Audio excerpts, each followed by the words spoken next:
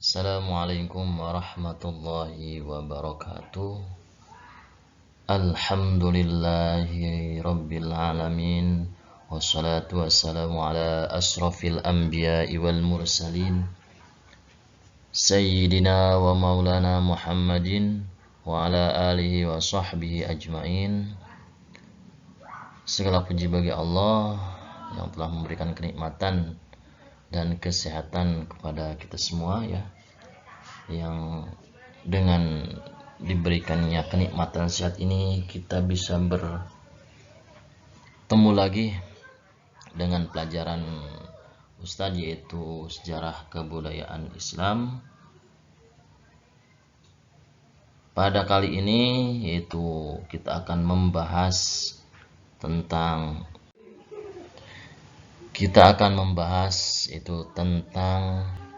keruntuhan dinasti atau kehancuran dinasti Umayyah. Dinasti Umayyah ini dimulai berdirinya itu sampai nanti runtuhnya itu berkuasa atau memimpin umat Islam ini selama 90 tahun dengan 14 khalifah. Pada masa 90 tahun yang dimulai dengan khalifah pertamanya itu Muawiyah bin Abi Sufyan, terus mengalami masa-masa perbaikan. Ketika di pelajaran kemarin itu ketika di Muawiyah pertama dia mencanangkan beberapa lembaga atau diwan. Karena apa? Karena Muawiyah melihat kejadian-kejadian yang menimpa pada pendahulunya, yang merasa ketika masih ditetapkan pada generasi dia, kemungkinan dia juga tidak akan mungkin selamat. Banyak sekali pemberontakan. Terus dia juga menyaring hal-hal yang menyebabkan nanti terjadinya pemberontakan, diantaranya Surat. Kemudian beralih ke Abdul Malik bin Marwan, kemudian ke Umar bin Abdul Aziz, yang lain-lainnya yang benar-benar membuat umat Islam atau Islam ini berkembang menjadi berkembang pesat, baik itu dalam segi agamanya, yaitu yang nanti dikeluarkannya beberapa ilmu keagamaan, diantaranya qiraah, terus balaghah, nahwu, dan yang lainnya. Kemudian masalah keilmuannya itu atau intelektualnya itu ilmu kedokteran, ilmu sejarah, ilmu arsitektur, dan yang lainnya. Itu banyak sekali dimunculkan pada generasi Bani Umayyah, yaitu setelah generasi Khulafaur Rasyidin. Ini generasi Umayyah ini generasi yang emang benar-benar dimulainya kebangkitan atau perkembangan Islam begitu cepat, begitu bagus perkembangannya di semua sektor. Kemudian di sektor ketatanegaraan atau di sektor pemerintahan banyak dibuat wazir atau lembaga baik itu ketatanegaraan, lembaga keuangan, dan lembaga yang lainnya. Ini yang terus diperbaharui oleh khalifah setelah Muawiyah.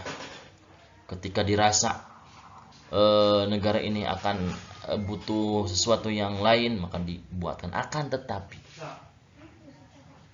semua orang atau kejayaan ini tidak selamanya terus berada di sekitar kita. Ada kalanya atau mungkin kita akan hancur ketika setelah jaya. Kehancuran ini karena beberapa faktor, disebabkan oleh beberapa faktor. Tidak mungkin dengan sendirinya, ada hal-hal yang membuat suatu pemerintahan, suatu raja, suatu dinasti ini akan mengalami kehancuran atau keruntuhan. Di sini kita akan bahas yaitu faktor-faktor yang menyebabkan runtuhnya dinasti Umayyah. Dinasti Umayyah ini runtuh karena dua faktor, itu sudah pasti. Bukan hanya dinasti Umayyah saja, nanti dinasti-dinasti yang lainnya atau negara yang lainnya juga ketika ada dua faktor ini kemungkinan besar akan runtuh, akan hancur. Yang pertama, faktor internal. Itu faktor yang keluar atau faktor yang ada dari dalam dinasti itu sendiri atau dari negara itu sendiri atau dari kerajaan itu sendiri. Yang kedua, faktor eksternal. Itu faktor yang disebabkan dari luar dinasti atau luar kerajaan itu sendiri. Nanti kita akan bahas pertama itu faktor internal. Oke, kita lanjut. Apa sih faktor-faktor internal yang menyebabkan runtuhnya dinasti Umayyah yang telah memimpin umat Islam selama 90 tahun dan melahirkan 14 khalifah.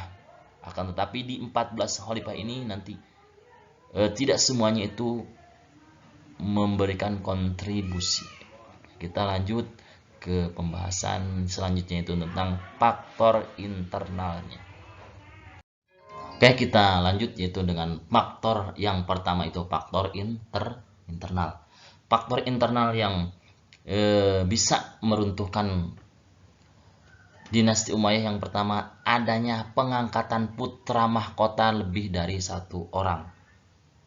Misalnya atau kita contohkan pada masa itu telah disepakati bahwa yang akan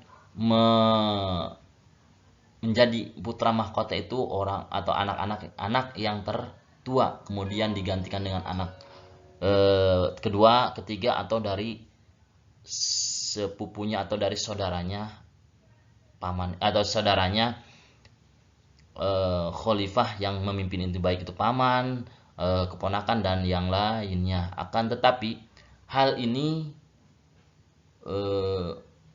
tidak diindahkan atau tidak dipikirkan oleh khalifah setelahnya Muawiyah atau setelahnya Yazid bin Muawiyah. Ini ada konflik internal yaitu dengan metode pengangkatan mahkota yang putra mahkota yang lebih dari satu. Itu yang terjadi. Yang pertama yang terjadi pada asal mula adanya pengangkatan lebih dari satu putra mahkota ini terjadi itu pada masa khalifah yaitu Marwan bin al-Hakam. Dia mengangkat dua putranya yaitu Abdul Malik dan Abdul Aziz bin Marwan ya. Dia mengangkat kedua anaknya itu. Padahal di dalam kesepakatan Al-Jabiyah sebelumnya itu Marwan bin al-Hakam ini tidak diangkat sebagai khalifah, tapi yang diangkat itu Yazid bin Muawiyah karena pada masa itu Yazid ini masih belia. Itu ada dua kontrak di Qabilah atau di Bani Umayyah ini. Ada yang setuju dengan Yazid, ada yang tidak setuju dengan Yazid. Akhirnya disepakatilah di daerah atau di tempat yang bernama Al-Jababiyah ini pada bulan Zulkaidah yaitu kira-kira 64 Hijriah ini disepakati bahwa Marwan bin al-Hakam lah yang akan memimpin sebagai khalifah dari khalifah sebelumnya yang sudah meninggal dunia. Oke. Tapi ada kesepakatan bahwa nanti yang menggantikan Marwan bin al-Hakam ini bukan putranya, tapi Yazid bin atau Khalid bin Yazid. Akan tetapi Marwan bin al-Hakam ini dia ingkar atau perjanjian yang dia sepakati dia tidak melaksanakannya. Dia malah mengangkat yang namanya Abdul Malik dan Abdul Aziz itu sebagai putra mahkota. Ini akan menimbulkan rasa dendam pada putra mahkota yang yang sudah dicanangkan sebagai pengganti khalifah ini, walaupun dia bukan dari keturunan khalifah yang sedang memimpin. Ini pergeseran ini akan mengakibatkan rasa dendam yang terus terpupuk. Ini nanti akan terus ketika metode ini tidak dihapus, itu nanti akan akibatnya akan hancur suatu dinasti karena rasa sakit hati yang mendalam karena dihianati oleh seseorang. Itu contohnya lagi yaitu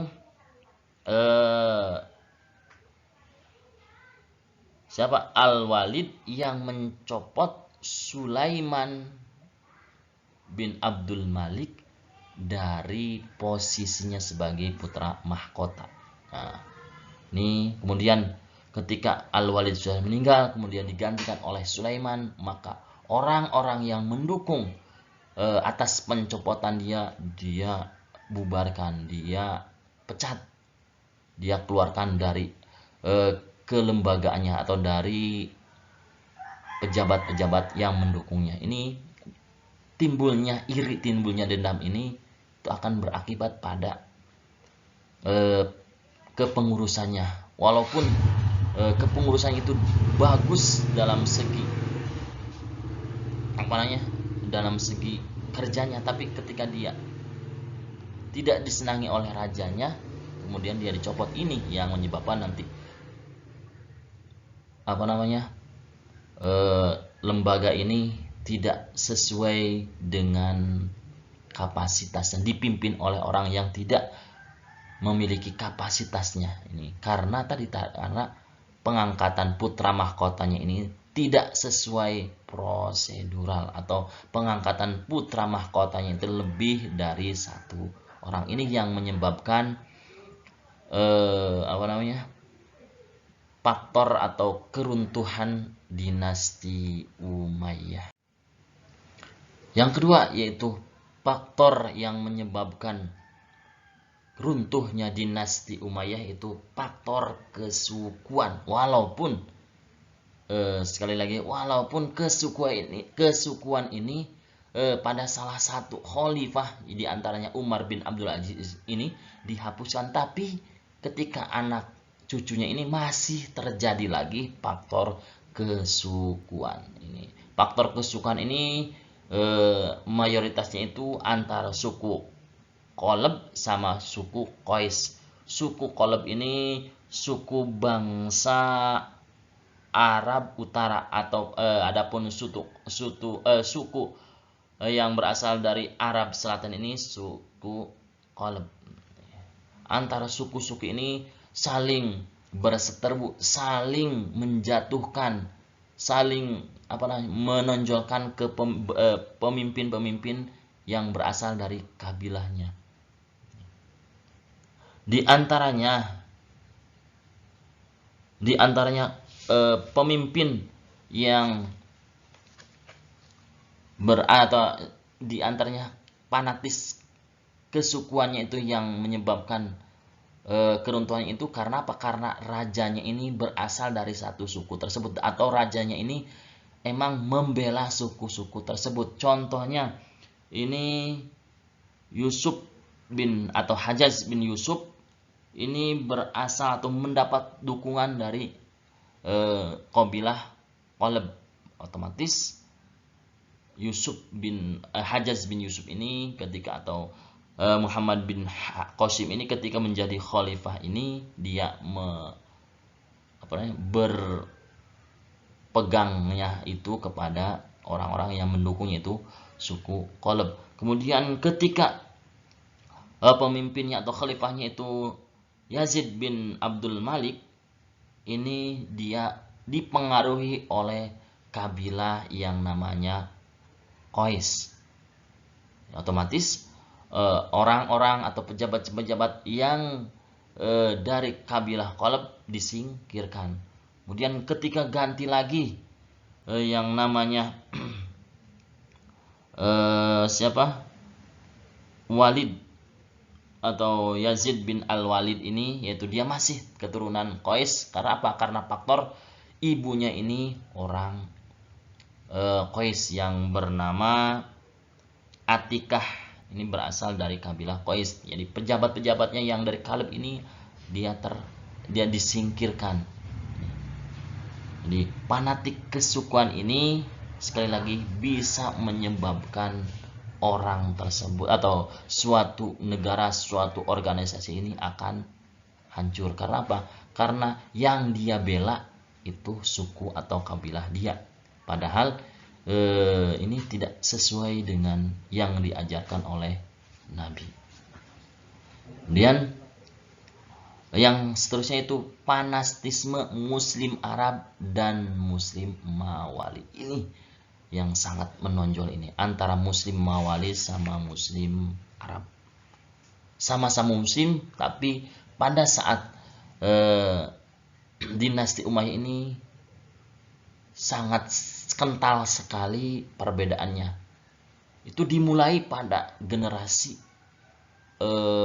awal khalifahnya itu Muawiyah bin Abi Sufyan. Ini dia membedakan antara orang Arab asli dengan Muslim yang orang Arab sama Muslim yang non Arab. Ini dia dibedakan.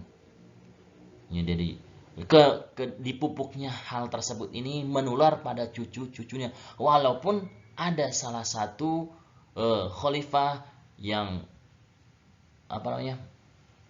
membubarkan atau mentiadakan yang namanya istilahnya orang Muslim Arab sama Muslim non Arab atau Muslim Mawali. Ini pada masa Khalifah Umar bin Abdul Aziz. Tapi setelahnya Khalifah Umar bin Abdul Aziz, karena ini sudah merupakan mungkin wataknya orang-orang generasi Muawiyah ya, yang dia sangat bangga dengan yang namanya Arab, bangga dengan yang namanya bahasa Arab, sangat fanatisme sekali yang menyebabkan orang yang bukan Arab disingkirkan, dianggap rendah oleh mereka. Jadi ketika dianggap rendah, ini Mawali ini dia sama-sama orang Islam tapi dianggap rendah oleh pemimpinnya, maka akan menimbulkan rasa sakit hati. Ketika ada segelintir orang ingin menjatuhkan pemimpinnya, orang-orang Mawal ini malah nanti yang akan membantu orang-orang tersebut, yaitu membantu dinasti Abbasiyah atau Abbasiyah yang nantinya akan menggantikan Umayyah ini atau Bani Umayyah ini. Ini ada faktor yaitu dibantu oleh yang namanya Mawali atau non Arab, Muslim non Arab yang sakit hati karena kepanatismenya pemimpin-pemimpin dinasti Umayyah. Kemudian yang selanjutnya lemahnya khalifah dinasti Umayyah. Ini banyak sekali khalifah-khalifah yang dari 14 ini ada hanya beberapa orang yang dinilai kuat, pandai dan pintar mengatur negara. Di antaranya ya otomatis yang pertama Muawiyah bin Abi Sufyan, kemudian Umar bin Abdul Aziz, kemudian Sulaiman bin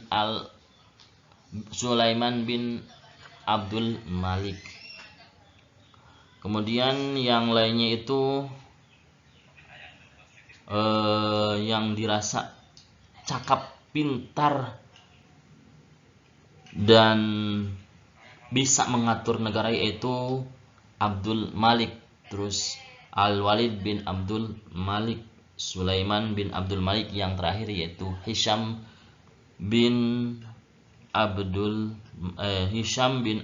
Malik. Ini hanya orang-orang itu saja yang mampu atau pandai mengatur atau pokoknya bisa mengatur yang namanya negara. Selain itu sangat kurang pandai untuk mengatur negara. Bahkan ada itu khalifah yang bernama Yazid bin Abdul Malik ini. Yazid bin Abdul Malik ini sebenarnya dia mampu untuk mengendalikan negaranya ini. Untuk Yazid bin Abdul Malik ini cakap, terus pandai dan kuat untuk mengatur negara. Tapi dia terpengaruh oleh pejabat-pejabat yang ada di sekelilingnya. Kemudian dia termasuk khalifah yang dinilai berkarakter atau berperilaku jelek, yaitu suka berpoya-poya dan senang yang namanya dengan perempuan. Bahkan dia mempunyai 2 gundik yang bernama Salamah dan Habalah ini. Kemudian ketika ada salah satu gundiknya yang mati, yaitu Habalah, kalau saya Habalah sakit, dia merasa terguncang, merasa kehilangan kendalinya. Akhirnya ya negara yang emang membutuhkan sosok pemimpin yang bagus karena terpengaruh oleh wanita, maka hancurlah negara tersebut. Ini faktor internal yang menyebabkan runtuhnya dinasti Umayyah.